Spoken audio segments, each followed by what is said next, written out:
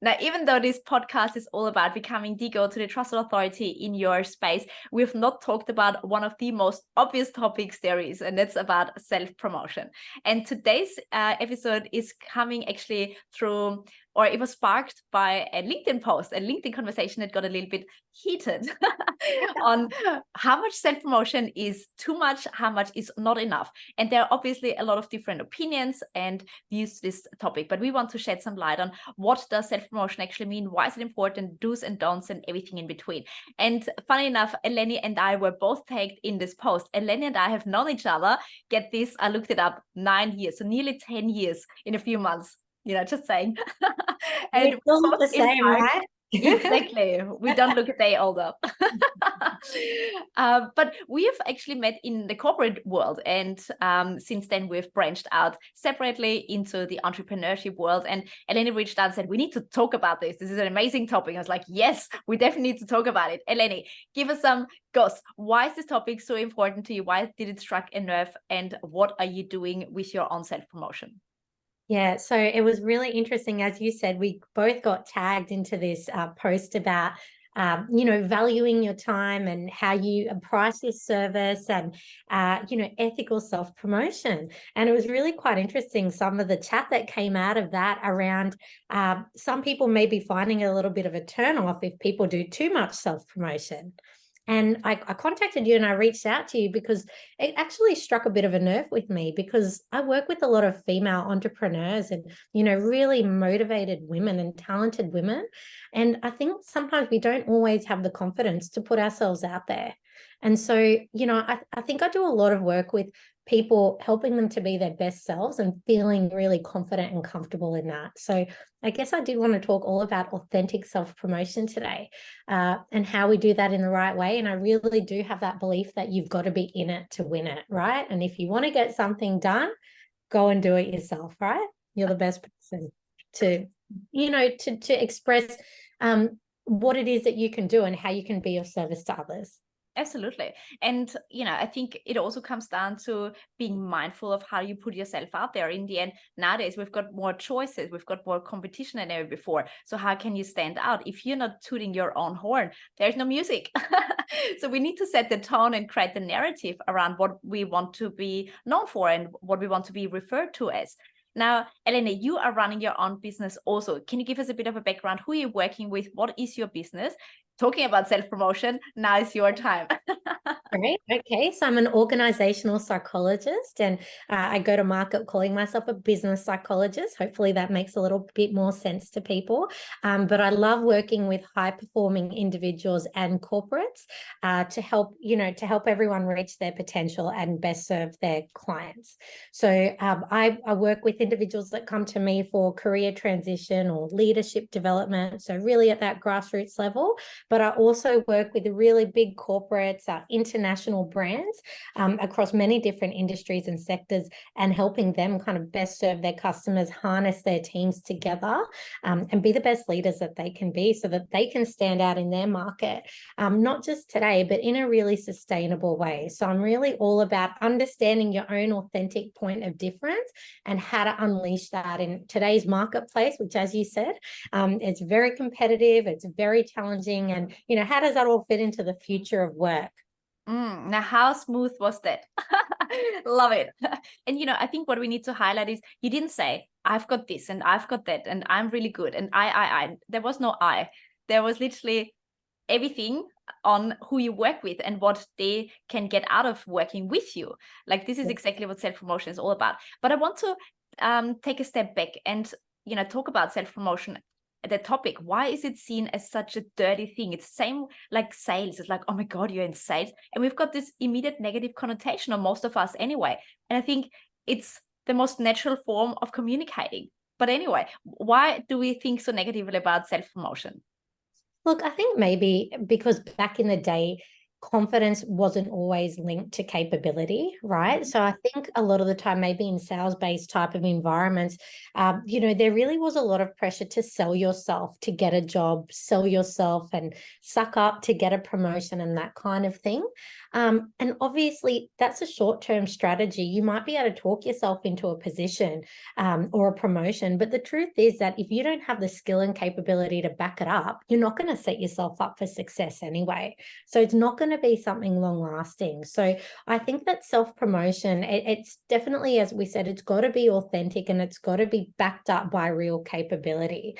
And being able to put yourself into the right fit with the right employer, with the right boss, and service your team in the way that you're wanting to, it's just so critical for self-promotion. So I'm not here advocating that self-promotion is, you can't just like go and say stuff that is not true, because it's going to backfire. But if you do, hand on heart, you've done the hard yards and you've got the capability, then why shouldn't you speak up and kind of sell yourself? And as you said, there's a way to do it. You don't have to say me, me, me. You can think about the value add that you provide and promote yourself in that sense. Absolutely. And again, it comes down to being self-aware, knowing where you strive naturally and what types of projects you just love doing, what kind of people resonate with you, because then you are in flow and doesn't feel icky. And when people say, so what do you want to do next? Oh, I don't know. Like, we're not getting anywhere. Whereas if you say, what I love most is working with blah, blah, blah, blah, doing X, Y, Z. It's not about how good you are. It's simply stating the obvious and then supported with a case study, an example, that you can back up your claims, and your decision maker will see, oh, okay, so this is actually what you've done and this is what we are doing. There's a fit or there's no fit. Exactly right. And that's interesting what you said about self-awareness, because as a psychologist, I think I do like to take that very introspective view with the clients that I work with. So I think it is really important for people, before they kind of go out there to try to find the ideal job or find the ideal client, I think it's really critical to understand yourself and have that strong self-awareness. So, by that, I mean, what are your 3 core values, right? What does your definition of success, what is that? What's important to you in life? And that's very different for each individual. Some people want to make money at all costs. They want to buy a Lamborghini. They want to, live in a mansion. Other people want to have a great work-life balance, right? So they have ample time to enjoy with their family, have enough money to provide their family with the everyday luxuries, but, time is very valuable to them. So it's really critical to actually understand, what are the most important things for you? What do you stand for in terms of your values? Is it like health, wealth, harmony, whatever it is?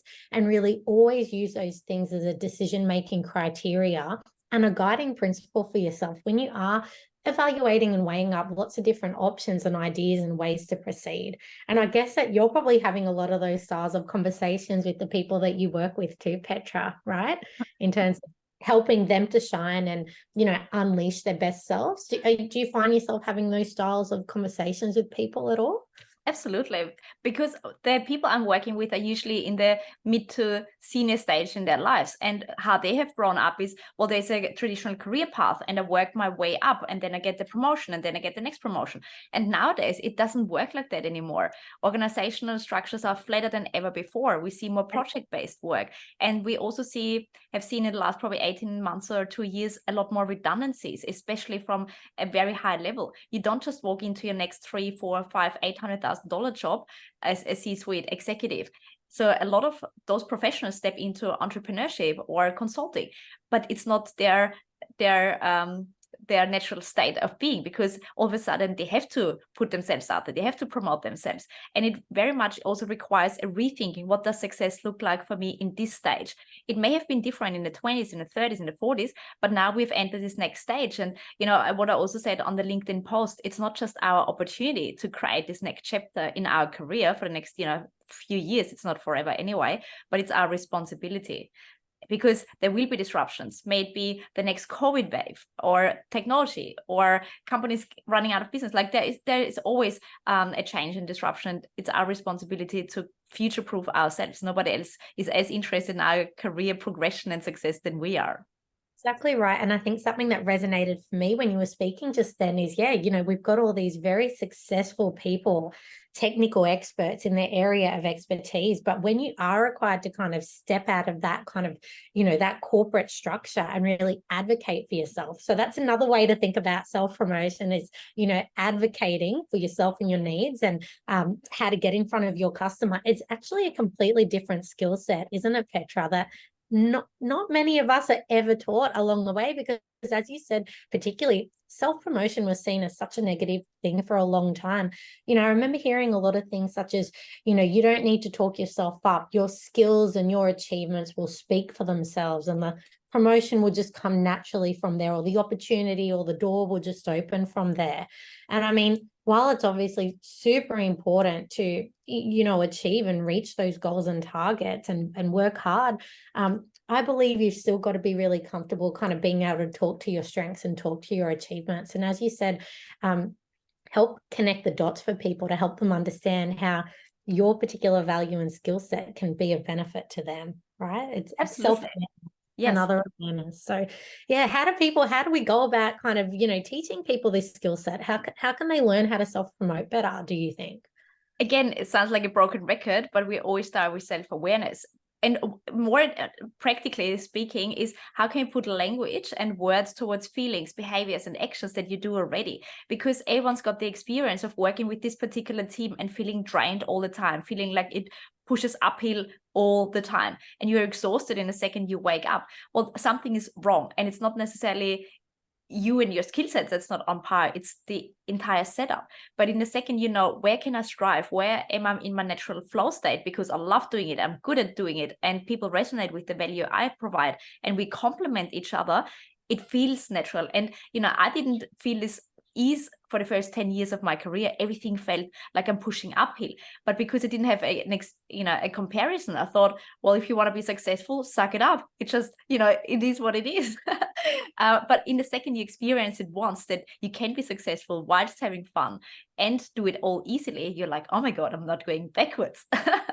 Yeah, work doesn't have to feel hard, and we can actually be happy and in flow state and doing something that we love, rather than feeling like, oh, we're just going to work every day and we're not really happy. You know what Absolutely. I mean? Yes. There's more to life than that. So in terms of that self-awareness piece, the way that I find myself working with a lot of my one-on-one clients is the first step around that self-awareness is actually kind of looking back in time and really spending that time listening to people about, where did they grow up?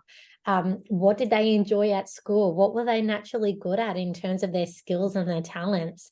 What did they study? What was their first job? What kind of environments did they thrive in versus what kind of situations, just didn't last for them? So I actually find that spending the time stepping back and kind of revisiting your memory lane and having someone kind of help you unpack that can really uncover some really good aha moments around, your flow state and your key strengths. Yes, absolutely. One of the exercises that I have is to think of 3 achievements: a personal achievement, a professional achievement, and a public achievement, whatever that might be. And for some say, I got an award of the Employee of the Year or something like that, because what it shows us, you've done something for the first time ever that you had not done before. So there is already the muscle there that you can do something bigger and better again next time. You don't know if you are able to run a marathon until you run a marathon, and you need to put yourself in the field to actually see if you can do it or not. Exactly right. And I think a lot of the time when we think about personal or professional development, we're always thinking about deficits or, what are our weak points or our areas of opportunity for improvement. I think we don't always spend that same amount of time as you talked about on your strengths and on your achievements, right? And actually looking to leverage those and saying, okay, well, this is what comes naturally to us. This is what we're really good at. This is effortless for us. How can we maximize this? And how can we find that right fit for ourselves? rather than always struggling on the negative stuff and kind of trying to be something that we're not. Because in terms of our psychology, like we can change certain things about ourselves, but if you're an introvert, you're never going to be a raging extrovert, for example. So there's no point trying to plug yourself into a role. Say, like leadership's not for everyone. You might, as you said, prefer to start your own business, be a technical expert, and work in a project-based way, right? So you've got to know where are your natural skills and strengths, and be able to kind of slot yourself into those areas. So working in that strengths-based approach, as you say, and also having that positive growth mindset. So I think, we're in a great era at the moment because people are aware, as you said, about mindset and how to think and positive thinking and growth, as opposed to the other state, right? Which gets you further in life and which makes you happier. So do you talk about the mindset stuff with people too, in terms of the self-promotion? 100%, because you can have all the best strategies and tools and tactics, but if they don't believe they've got what it takes to make this jump, nothing is changing, nothing will happen. And like your exercise that you go back in time because you just show them in a mirror, you've done it before, guess what, we can do it again. And you've got more skills, more experience, and more confidence than you had 20 years ago. I know. I think people just forget in the moment, don't you? If you're like going through a struggle, you can start to doubt yourself sometimes. So yeah, being able to change that faulty thinking and come back and, add in that perspective to people and help bring up their confidence and their self-belief. And it's realistic. It's not fake. It's, as you said, it's just presenting the evidence back to people. Yes. And I think what it also comes down to is this storytelling, connecting the dots. How can you use a skill, like a soft skill or transferable skill from one area or industry to another? Because you're still the same person. And just because you have not got this exact job experience or industry experience doesn't mean you can't apply this certain skill in that area. And often it's actually a good thing to not come from this very traditional background from education and experience, because you bring a different lens to it. And this is what I always say: if you can't hide it, feature it. Say, yes, having not gone through university or something, I bring X, Y, Z, rather than leaving the narrative to the other person. Say, oh my God, you don't have an MBA. Ooh, not sure if you're the right person for us. No, address it. I love that, Petra. I love that. Like, address the elephant in the room. Absolutely. You know what? This is how I got the job at Hudson. Like, really? Yes, flashback to my first recruitment job. This is where Eleni and I met. Literally every recruitment agency in Brisbane rejected me because they all said, we like you, you've got good energy, but you don't have the sales experience and we don't think we can teach you either. And I was like, I've heard this statement now one too many times. Anyway, our general manager, she asked me, I'm not sure, you're nice and so forth. And I said, I know what you're thinking. And I literally addressed it. I don't have the sales experience. And guess what? I got the offer. Because you sold yourself. You sold yourself in that moment, and you demonstrated that sales capability and that growth mindset, didn't you? How to flip that into an opportunity. Absolutely. I think this was actually the first time that I experienced it myself, because I constantly got no's and I was on a very low state from my other role. And I thought, I don't have an other option. Like, there is no option B. This is literally the last agency. And that's how I told you, that's how I feel now. Like, in my business, I've gone too far deep in it. I've got to make it work. And I'm so committed to myself that, I'm not going to take any other path or any other excuse, because it's all up to me and I can do it because I've done it in the past before. So we all go through these moments and these chapters, don't we, Petra? 100%. Now, I would love to finish the conversation with very practical examples and tactics and tools. Now, we're talking to two audiences: our employees who want to progress, but there may not be the natural progression or the next more senior role for them in their career ladder. What can they do to progress in their career? I think when we, automatically think about progression, we think about vertical and upwards progression. So as you said, organizations are flatter than ever. So I think it's really important to try to look for opportunities outside of your day-to-day role or expected kind of contribution to the organization in your role. So any special projects, any interest groups, any opportunity where you can demonstrate your value add to important stakeholders, I think is really important to add to your resume. So that's something that you can do from a progression perspective inside of work. And I think, certainly you can always, what I see people within organizations doing really well is from a personal branding perspective, using platforms like LinkedIn, just to reflect on any successes that you're having professionally, obviously in an appropriate way. And there's obviously some stuff that you can share, and there's a way to share information that's appropriate. But I think kind of outside of work, anything that you can do to build your brand kind of within your industry or within your area is a very valuable thing to do as well. And obviously kind of looking at yourself as a whole, kind of how am I happy and thriving at work, but how am I happy and thriving personally as well? Kind of, am I living my best life outside of work? Because we know that when we are, mentally and physically at our peak, we can always contribute more at work. So, you can't pour from an empty cup. So I'm always looking to help people from that kind of holistic big picture perspective. But does that answer your question in terms of from an employee view, what you can do within a structure?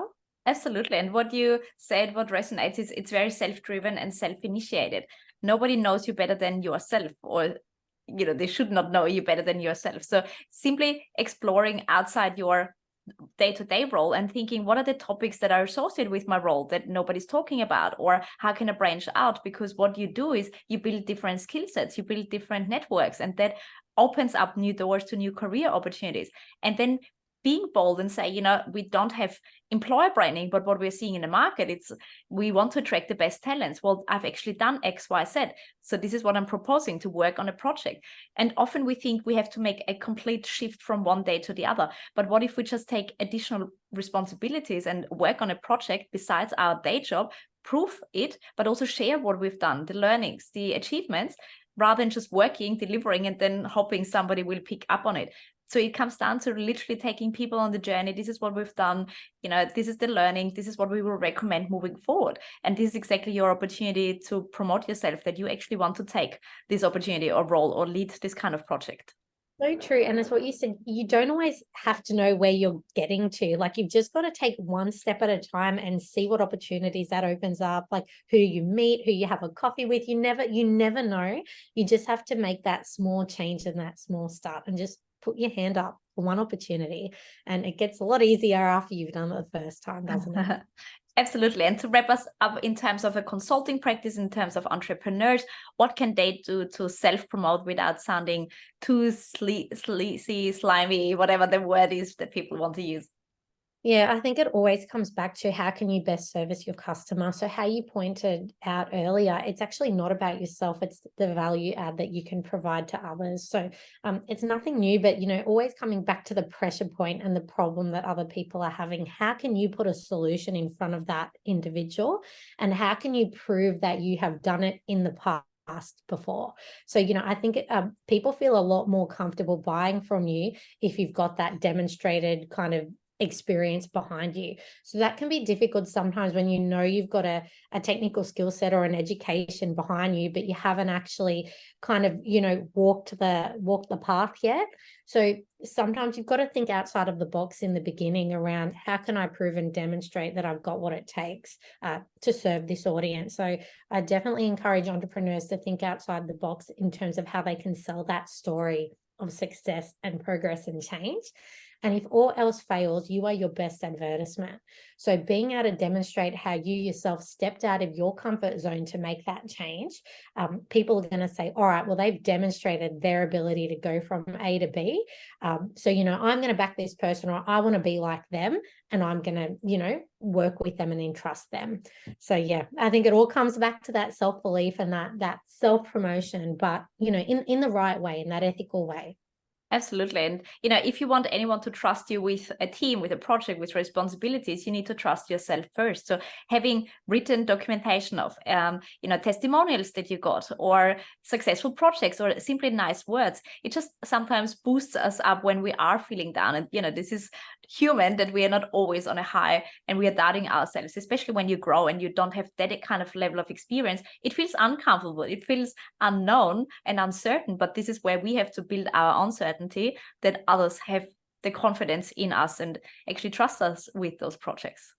That's it. And it's about building up your own evidence base. So it's it's very clear, and it's, as you said, like, is that on your website, or how are you going to build up that evidence and tell that story of what you've achieved, and the solutions and the outcomes and the success that you've gotten for people. So because other people want to know that, they want to see that it's been done before, so it makes you a much more safer option. So we've got to make decisioning safe for people, and I think we've got to be comfortable stepping out of your comfort zone. I think that's just the hardest thing for so many people. And I think that self-promotion, it really does come down to just stepping out of your comfort zone for a lot of people. Absolutely. Now, Eleni, I'm so glad we had this conversation, because now we're coming into the silly season. Christmas is a perfect opportunity to reach out, to reconnect, to restart and rekindle conversations, because you never know where those conversations go. And make sure you practice your pitch, quote unquote, in terms of what you bring to the table. What are you most excited about working on? Don't leave so what have you been up to? Oh, nothing. Or don't miss this opportunity to actually self-promote in the right way. That's it. Make the most of every opportunity, because when people ask you that question, they genuinely want to know, and they're thinking about, how can I connect you to someone that I know? How can I be of service to you? I think the average person does want to help the people around them in their network. And just like, I think the flip side of that, are you open and are you willing to connect people as well, right? It's a two-way street. So you can always think about, sometimes, how can you create that opportunity for someone else? And then hopefully in the future, they will think of you too. Oh, beautiful. What a way to end this conversation. Eleni, thank you so much for starting the initiative and having the conversation and giving so many very practical and valuable tips. My absolute pleasure. And we are going to go for a Christmas drink before the end of the year. It's Looking on. forward to it. Thanks, Petra. Thank you.